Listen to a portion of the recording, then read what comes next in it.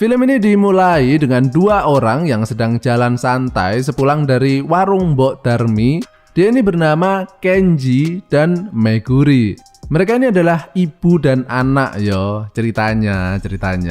Nah, ketika mereka ini sedang jalan-jalan nyantai ini, tiba-tiba dari arah seberang terlihat dua orang cowok. Mereka ini adalah teman semasa kecil Kenji yang bernama Yuya dan Masato. Tapi mereka ini bukan teman deket yo. Bahkan bisa dibilang mereka ini jarang banget bergaul dengan Kenji, karena Kenji ini adalah tipe orang yang penyendiri gitu ya. Nah, ketika mereka ini melihat Kenji dan ibunya itu, mereka mengira bahwa Kenji ini sedang berjalan bareng dengan pacarnya. Dan mereka ini sebenarnya berniat untuk menggodanya ya. Namun mereka ini kemudian sangat terkejut ya ketika mengetahui kalau ternyata Meguri ini adalah ibu Kenji.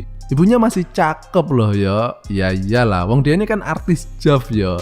Tapi emang sih Meguri ini adalah salah satu artis JAV yang sudah berumur, namun aura sensualnya itu masih sangat terpancar ya. Ada yang setuju nggak dengan pendapat Pak De barusan?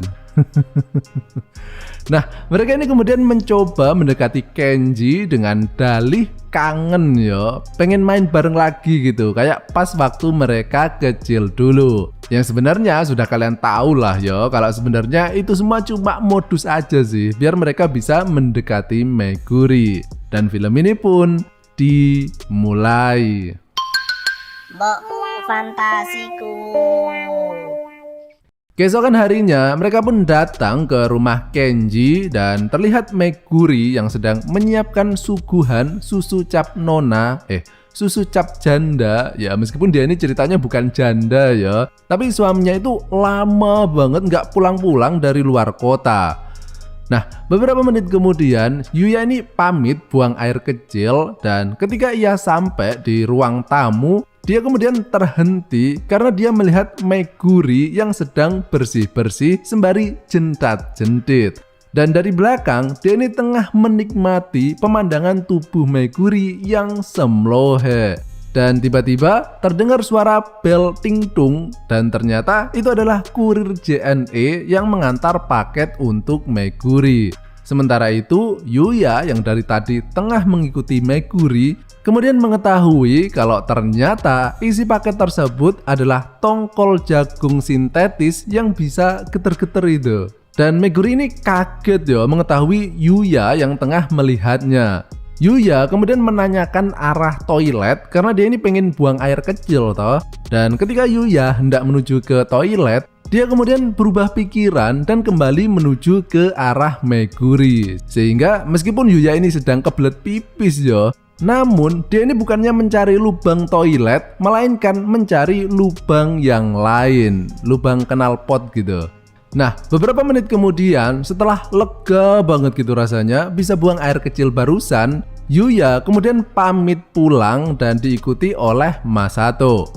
Keesokan harinya terlihat Kenji dan Masato yang tengah menunggu Yuya di pinggir jalan karena mereka ini janjian mabar pepeng shot ya. Namun kemudian Masato mendapatkan SMS kalau Yuya nggak enak badan sehingga nggak bisa ikut acara tersebut. Dan karena Yuya nggak ikut, si Masato ini pun juga ikut-ikutan nggak jadi ikut main game tersebut. Sehingga Kenji ini kemudian berangkat sendirian ke warung Mbok Darmi buat nebeng wifi gratisan. Namun ternyata semua itu tadi cuma bohong semata, karena ternyata Yuya ini bukannya sakit, melainkan tengah berada di rumah Kenji untuk menemui Meguri. Karena kemarin itu dia cuma bisa menikmati servis sedotan vakum cleanernya saja toh. Sehingga sekarang ini Yuya berniat untuk menikmati bikang anget milik Meguri.